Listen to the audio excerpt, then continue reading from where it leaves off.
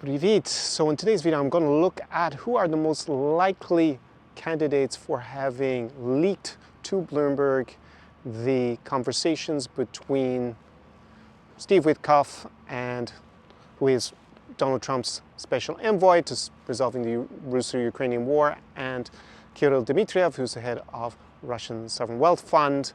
And they came up with what's derogatorily referred to as the Dimwit plan, portmanteau of their names. That was a 28-point plan that Donald Trump owned as his own. And in that first conversation that I covered in yesterday's video, Steve Witkoff was seen to be coaching the Russian side about how best to influence Donald Trump and have him accept the Russian point of view. Quite unprecedented to see that, and quite damaging in normal circumstances to a US official to be colluding with the Russian side. And also a separate conversation between Kirill Dmitriev and a leading Russian diplomat, Yuri Ushakov, where they are talking about how they formulated this dimwit plan and basically handed it to the American side, hoping that they would basically do a copy and paste. I'll link those two conversations, the transcripts to them, down below from Bloomberg, so you can go read them yourself in detail. And the question that I didn't address in yesterday's video when I went through just how unprecedented and shocking these revelations are and how they basically point to manipulation of Donald Trump by the Russian side, and also collusion on part of some of his, at least one of his senior officials. I didn't address, well, who leaked this and to what purpose, and what does this actually mean going forward, because this may be the first in a series of leaks that we're about to see. Привit, my name is Connor Klein. Welcome to Geopolitics with Connor Klein here in Odessa on the shores of Black Sea. And here I'm going to give you a little bit more of an insightful and unique perspective on what is going on in the Russo-Ukrainian war. So if we look at the different intelligence services or public officials who would have had access to these two conversations, there are several different bodies or people who may have the capacity and the interest in leaking these conversations. Obviously, it is potentially extremely damaging to the people involved whose conversations were leaked. To start off, some of them were apparently on WhatsApp, which is banned in Russia, but at the end of the day, they shouldn't have been using less secure, unofficial means of communication. Technically it's banned in Russia, but as the adage goes from 1984, all animals are created equal, but some are created more equal than others. So that kind of goes without saying with respect to the Russian side, but also maybe Steve Witkoff should be extremely damaging to him. However, Donald Trump in the meantime has basically brushed it off and actually is planning to send Steve Witkoff to Moscow next week to meet with Vladimir Putin in spite of all this being revealed. So either Donald Trump is unperturbed by it, or he simply knew about it before and had actually even endorsed it. So those are the people involved. Obviously, we have intelligence agencies who may have intercepted, eavesdropped on these conversations, and they have leaked those to Bloomberg for political purposes. So we got to look at the different main, we'll say, suspects with respect to leaking this information. And we're going to look at a combination of capability plus political incentive, like who benefits from this.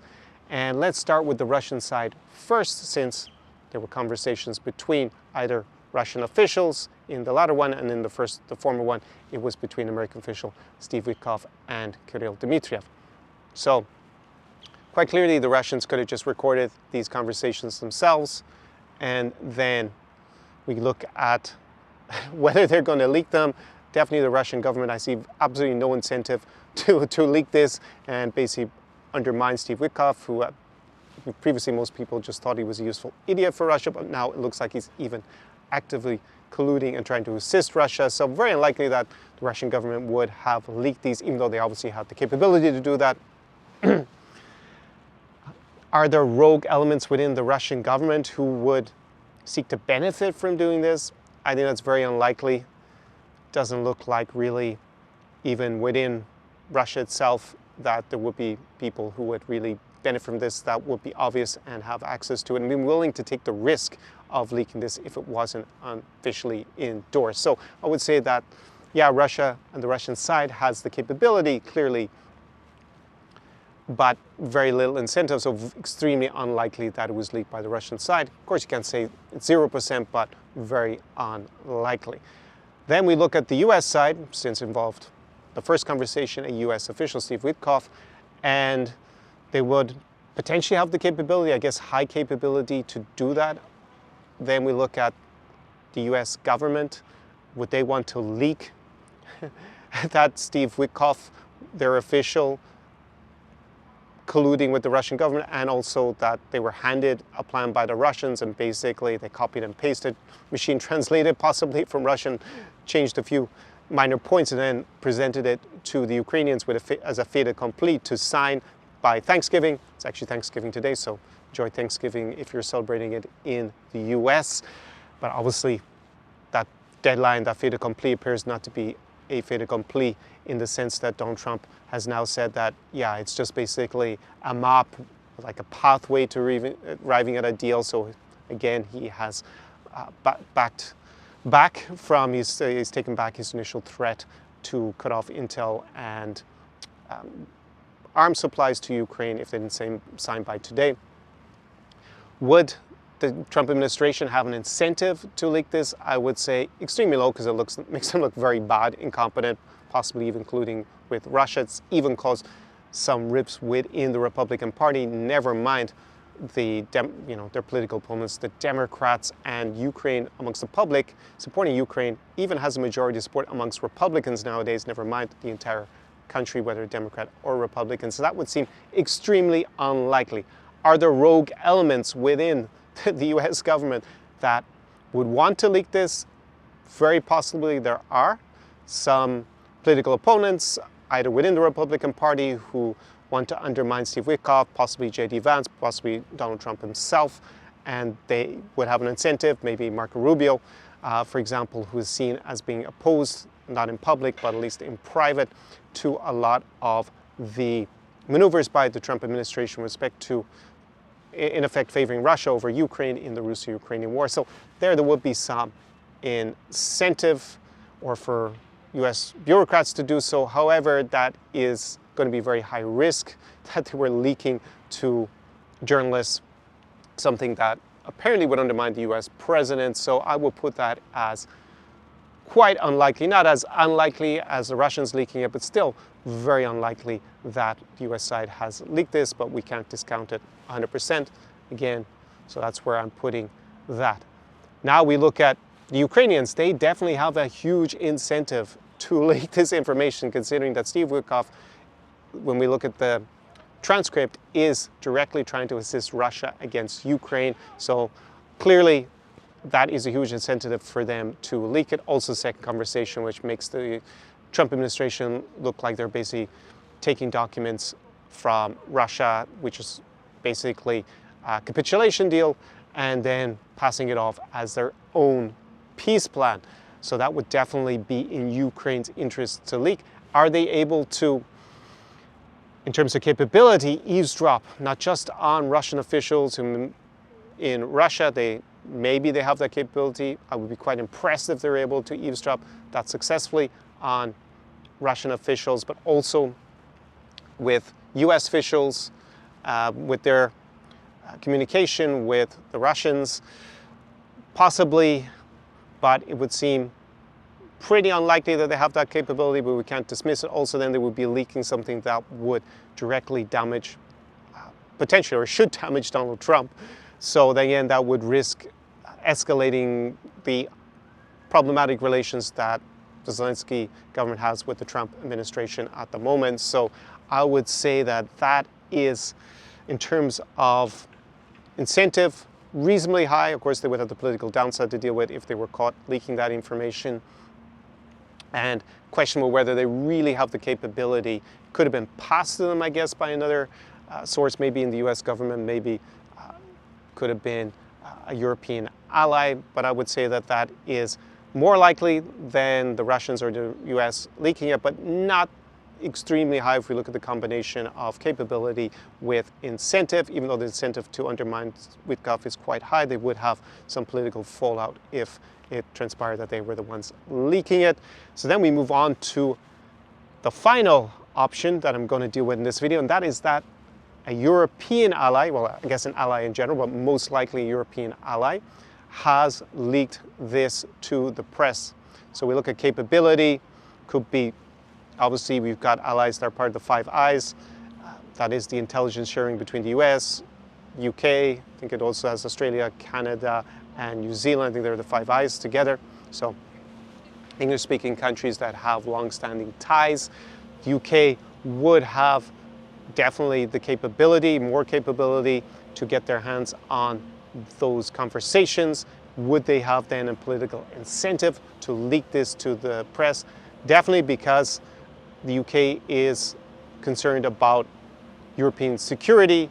It's located maybe just off the continent of Europe, actual continent itself, but it's part of Europe, even if it's left the European Union. And since this invasion in 2022, UK governments have backed Ukraine, whether it was under the Conservatives or the Labour Party that are now in power. So they definitely would have an incentive, because this Russian written plan basically was going to undermine European security quite significantly, and that may drag the UK directly into a war later on if it involves Russia in the future invading one of the NATO states, for example, or just this war going on longer and undermining Ukraine as a sovereign state. All this would be very bad. They, just like I said with the Ukrainians, they would have to balance their diplomatic relations with the US, in the sense that if it was revealed that they were the ones who leaked it, then presumably the Trump administration will be rather angry and may take some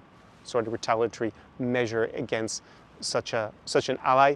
Could involve tariffs or something else. We've seen the Trump administration use tariffs against its allies over the last 9 months or so. So that would be a slight disincentive, but they definitely have the capability and a pretty strong incentive. Maybe not as strong as the Ukrainians themselves, but also the disincentive is not as severe as the Ukrainians themselves.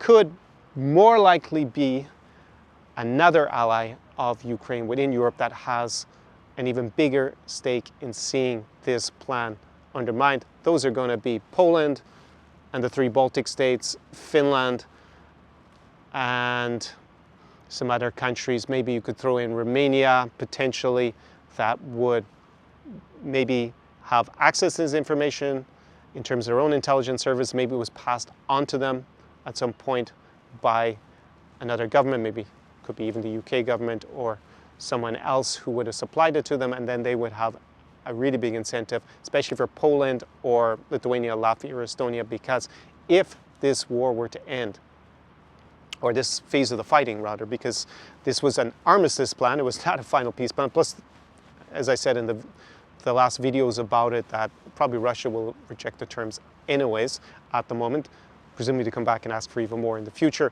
But those countries, if there was such a cessation of hostilities that undermined European security, which this deal would clearly do, then Russia and Vladimir Putin are unlikely to demobilize their soldiers and move them back to Russia. They would look at who they could, in the minimum, intimidate in the region next, and that is very high likely to be Estonia or Latvia, Lithuania, and Poland. So those countries have an enormous incentive to make sure that Ukraine is not undermined, and for sure that the fighting does not stop on such unfavorable terms to Ukraine, because then it will put their own security at risk. So they have a very high incentive and almost certainly the capability to have this type of intel. So they would be the country, if we look at the capabilities and the incentive, probably the most likely to have leaked this. Of course, we don't know for sure at this juncture when I'm filming this video. Just, you can see the sun is going down, you can see the light is starting to fade. Just thought it'd be interesting to run through, a bit like when we had the Nord Stream pipeline explosion. At the time, I had it on my lifestyle channel because I hadn't set up this geopolitics channel at the time. I did say that the most likely candidate was the Ukrainians. So it turns out that it looks like almost certainly the Ukrainians that blew it up, unlike all those conspiracy theories or alternative theories that it was the Americans and basically they underestimated the capability of the Ukrainians to actually do that. They clearly had a huge incentive. The big question was, did they have the capability to do that? The US also had an incentive of sorts back with Nord Stream. So that is what I said back then. This is what I'm looking at right now. Obviously, we are operating in a bit of an information vacuum, but surely in the next few months, or maybe it'll take years like Nord Stream, we'll actually find out who the most likely entity is that leaked this. And I think more interesting, we have to consider if Donald Trump, for example, continues to use Steve Witkoff, continues to push plans that are extremely unfavorable to Ukraine vis-a-vis Russia and ending the Russo-Ukrainian war, at least getting a cessation of hostilities, are there likely to be more leaks, and where will this all lead to? Because potentially, if there are a lot more compromising conversations that have been recorded, then Donald Trump is going into having the Republican Party, seeing the Republican Party do poorly in the elections that just passed recently, and the midterms are coming up. Then a lot more compromising information may be leaked in the coming weeks and months. And this will be very interesting to see what it will mean politically in the US, because he may see his administration further undermined going forward, and also in the context of the Russo-Ukrainian war, if this is the first salvo of leaks that we're going to see strategically to undermine the Trump's administration's efforts to get Ukraine basically to capitulate, which is what this plan effectively meant, and Donald Trump took ownership of it, even though we can say that, according to these leaks, it was completely cooked up by the Kremlin. I'm going to leave it at that. Drop your comments down below what you think, who is most likely to have leaked the information, what was the thought process behind it, what are the strategic goals of these links, and what further leaks you predict are going to come forth in the coming weeks and months from the same source. I'll leave it at that. Slava Ukraini, and do pobачення from a quite calm and peaceful, hopefully going to continue like that for the rest of the evening here in Odessa. Ciao, ciao, until the next video.